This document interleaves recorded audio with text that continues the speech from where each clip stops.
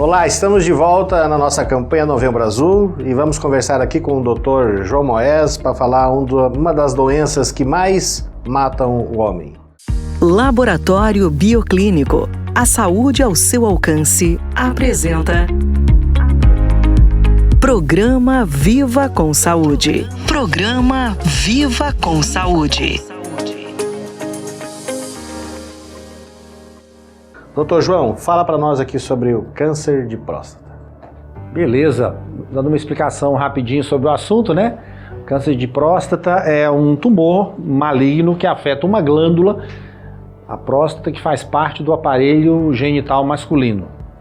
Essa glândula ela é responsável pela produção de um líquido que tem função importante na qualidade do esperma. É um dos componentes do esperma.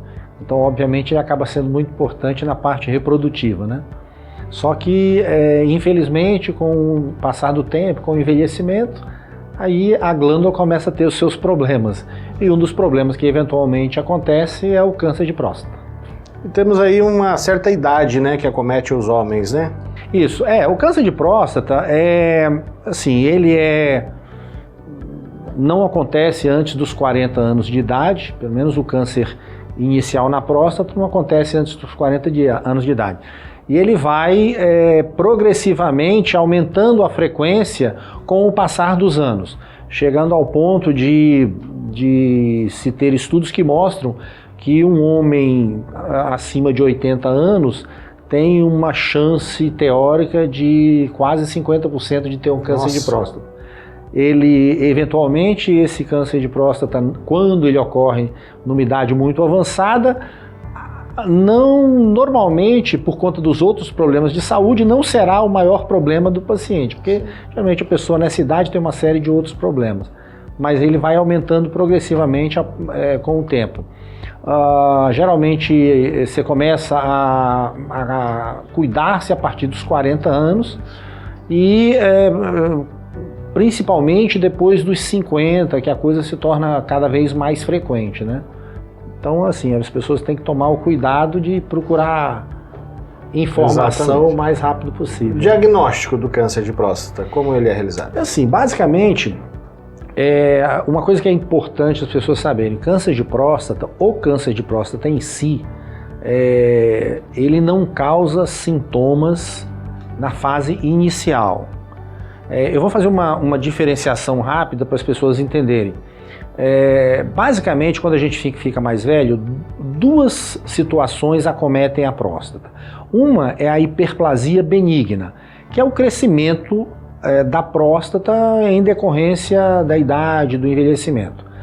Esse sim é muito frequente e esse costuma dar os sintomas. O câncer de próstata, por sua vez, na fase inicial, ele é silencioso. Daí o motivo de se recomendar que a pessoa procure ajuda, procure fazer os seus exames preventivos, justamente por ele ser silencioso. E aí você tem a oportunidade de pegar e a chance de cura muito maior. A hiperplasia, por si, é benigna. Ela simplesmente causa sintomas no aparelho urinário, alterações do hábito urinário e por aí afora. O câncer, por sua vez, só quando ele causa sintomas, aí já é um mau sinal, porque aí ele já está avançado, já que na fase inicial ele não costuma ter problema. O diagnóstico, basicamente, clínico, é feito com o exame de sangue, que é o conhecido PSA, e o toque retal, que o pessoal não gosta, mas infelizmente faz parte do negócio. E eventualmente o diagnóstico definitivo é feito através de biópsia prostática. Nós escutamos muito no laboratório, doutor João, que as pessoas elas têm receio do toque retal e elas acham que o exame de PSA por si só já basta. É assim, nada é absoluto, nenhum nem outro. As coisas complementam-se, então a ideia tem que ser sempre essa, é uma complementação. Se você pega, de repente, um paciente muito jovem, paciente com 40 anos, que resolve fazer uma consulta absolutamente por precaução, tem nada, não tem histórico na família de câncer de próstata e simplesmente foi ao consultório para fazer uma consulta. você pede um PSA para esse paciente. PSA dá no nível muito baixo, né? Por exemplo, meio. Né? Um paciente desse tipo, você pode certamente dispensar a realização do toque, porque ele é muito jovem para isso, ele não tem histórico familiar. Então, eventualmente, até para a pessoa adaptar-se ao futuro que virá, pode até dispensar. Às vezes você pega um paciente um pouco mais velho, com um exame que até está dentro do normal, mas ele tem um exame muito próximo do chamado limite, aí o toque passa a ser importante, né? Então, na verdade, para o diagnóstico, os dois exames complementam-se, eles são, não é ou isso ou aquilo, os dois exames são importantes. Aí depende de quem vai avaliar da maneira correta. Fez o exame de toque, né? Comprovou-se com o exame de sangue, alteração na próstata. Como é que é o processo inicial de tratamento e acompanhamento desse paciente? Então vamos lá. Você tem, por exemplo, um paciente que faz um PSA, o PSA dá acima do valor mínimo, que seria 2,5. Você faz o toque e ele tem, ao toque, uma lesão suspeita. Ele tem um nódulo considerado suspeito e um PSA acima do nível mínimo, que seria 2,5. O caminho, se você tem uma desconfiança grande que isso é um câncer de próstata, como é esse caso, o próximo passo seria fazer uma biópsia prostática. A biópsia, esse sim é um exame um pouco mais incômodo, né? Então a gente tem que fazer com um certo cuidado a identificar, porque é um exame que, vamos dizer assim, é um exame invasivo, então tem um pouquinho mais de risco. Mas esse é o exame que dá o diagnóstico definitivo. É um exame feito com ultrassom transretal e são retirados fragmentos da glândula para tentar fazer o diagnóstico, né? Lembrando sempre, eu só fazer um adendo aqui, que PSA elevado não significa câncer de próstata. Isso é muito importante as pessoas entenderem. Porque às vezes a pessoa acha que meu PSA aumentado é câncer. Isso não é fato. O PSA é uma substância que é produzida pela próstata quando estimulada de alguma forma e em casos de lesões, como no caso do câncer. Então, por exemplo, você pode ter um PSA acima do nível normal, 2,5 que eu falei, mas isso pode ser causado por outras coisas que não câncer de próstata. Então você tem vários eventos. Daí a importância de você, quando fazer o exame tomando os cuidados adequados. Você não pode ter tido algo que possa ter estimulado a glândula. Inclusive, por exemplo, mais comum a atividade sexual, né? Você tem que ter um prazo. Sim. Se houver qualquer tipo de manipulação do aparelho urinário, você tem um prazo que você deve esperar. Então a pessoa não precisa alarmar-se porque o PSA deu muito alto. De vez em quando você pega no consultório o paciente que vem encaminhado de locais com menos recurso, que são encaminhados urgente porque tem um PSA muito alto, elevadíssimo, vamos dizer 20, né? E aí o pessoal vem desesperado, o médico diz, não, isso é câncer, eu tenho que procurar correndo. Aí quando você conversa com o paciente, você vê que ele estava tratando, por exemplo, de uma infecção urinária. Aí uma infecção urinária, o PSA sobe muito, e depois ele volta ao nível anterior. Então tem algumas coisas que você tem que estar. Por isso que é importante você conversar com alguém que entenda do assunto, né? Para não ficar só aquela coisa do disse que me disse. A gente sabe que no processo inicial, né, na fase inicial, ele é assintomático.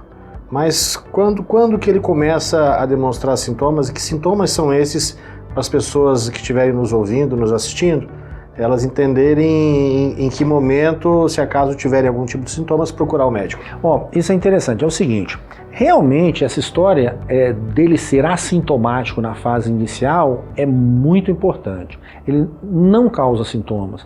Na fase inicial, ele vai crescer única e exclusivamente dentro da glândula. E existe uma curiosidade que, eu vou dar um exemplo mais ou menos prático para as pessoas entenderem. Se você imaginar uma tangerina, né? Você imaginar uma tangerina, o câncer de próstata ele costuma crescer próximo da casca da tangerina. Ao passo que a hiperplasia, que é aquele outro crescimento que eu falei que é o benigno, ele costuma acontecer no meio da tangerina. Então, assim, os sintomas prostáticos da hiperplasia, por isso é que são mais importantes, porque ele dá justamente próximo do canal da urina. Então é isso que acaba fazendo com que a pessoa tenha sintomas de dificuldade de urinar, retenção, essa coisa toda. O câncer de próstata dá mais na periferia. E aí é por isso que o toque tem importância, porque quando você faz o toque, você está tocando a periferia da próstata, que é justamente onde ele ocorre com maior frequência. Tá? Então assim, o toque tem a sua importância para fazer isso, os sintomas estão muito mais relacionados na fase inicial com a hiperplasia que vem junto, porque o câncer e a hiperplasia, eles convivem. Então você pode ter hiperplasia e o câncer junto, e você pode ter só o câncer com uma hiperplasia pequena, mas geralmente eles convivem. O que normalmente dá sintomas na fase inicial realmente é a hiperplasia, que vem acompanhando, o câncerzinho está lá, quietinho no câncer dele, no lugar dele, crescendo devagar. A gente escuta muito que as pessoas levantam muito à noite várias vezes à noite para urinar. Mas isso, na verdade, são sintomas relacionados à hiperplasia benigna e não ao câncer em si. Infelizmente, o câncer, câncer de próstata, quando dá sintoma, é porque ele já começou a sair da próstata. Esse é que é o problema. E é aquela história, quando ele está, qualquer tipo de câncer, quando ele é confinado, a chance de cura é maior. Quando ele começa a sair do lugar de onde ele começou, é que torna-se um problema. E no caso da próstata, isso é bem nítido. Infelizmente, quando ele sai da próstata, é que começam os problemas relacionados aos sintomas próprios dele. E aí é mais complicado. Então, assim, a pessoa tem que ficar, independente de qualquer coisa, alerta a partir dos 40 anos. Esse é o segredo, independente se eu estou sentindo ou não. E lembrando que eu já comentei antes, com relação ao histórico familiar. Pessoas que têm pai ou irmão que teve câncer de próstata têm uma probabilidade maior do que os demais em ter um câncer. Então esses têm que ser mais cuidadosos do que aqueles que não têm histórico familiar. Isso é uma coisa importante para saber. Bacana, mesmo porque o tratamento precoce, o diagnóstico precoce, ele tem uma probabilidade muito grande de cura em relação a depois que se inicia o tratamento, é isso? Com certeza. O fato do tumor estar numa fase inicial aumenta em muito a chance de cura, né? Se você pegar um tumor numa fase inicial, quando ele ainda está confinado à glândula, a probabilidade de cura é muito alta. Aproxima-se de 100%. Né? Então, por isso que é importante você pegar o negócio bem no início. Né? O tratamento, para quem tem o diagnóstico realizado, como se dá? Precoce, vamos lá. Porque assim, o tratamento dos tumores em geral, dos tumores malignos, dos cânceres, ele está muito relacionado com a fase em que o tumor se encontra. Todo tumor, sim, todo câncer é deste jeito. O de próstata não foge essa regra. Então, numa fase inicial, a cirurgia é o tratamento de praxe. A cirurgia tem um índice de cura muito alto nessas fases iniciais, então esse é o tratamento de praxe. Aí entra aquela história, quando o tumor já está avançado, aí você tem a cirurgia, continua sendo uma opção, mas aí você tem tratamentos adjuvantes, né? Você tem a radioterapia, que é utilizada, tem o bloqueio hormonal, que também é utilizado, mas aí nós já estamos falando de situações onde o tumor ultrapassou aquela fase que a gente prefere pegar, que é a fase inicial, né? Aí você tem outros tipos de tratamento.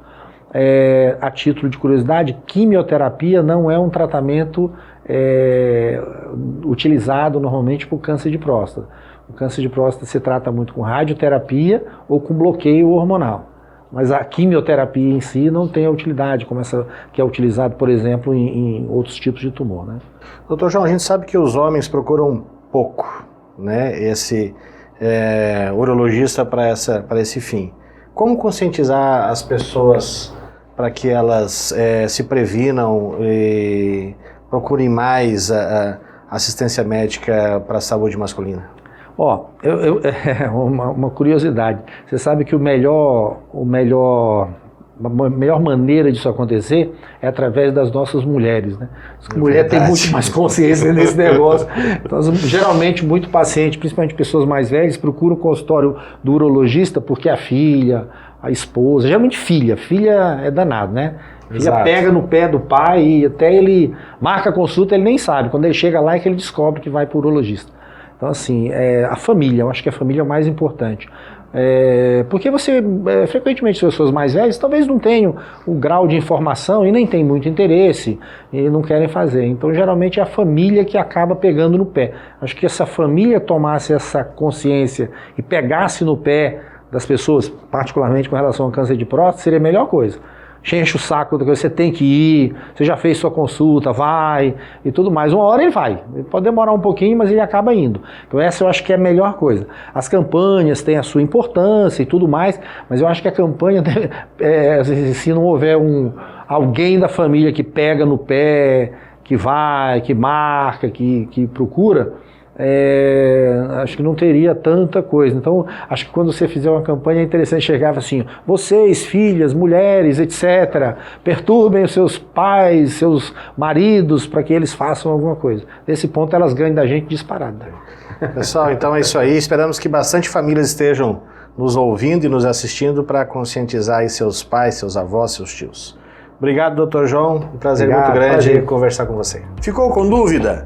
No site do Laboratório Bioclínico você encontrará mais informações. Acesse agora mesmo o site bioclinicolaboratorio.com.br ou entre em contato através do telefone 3531-7878.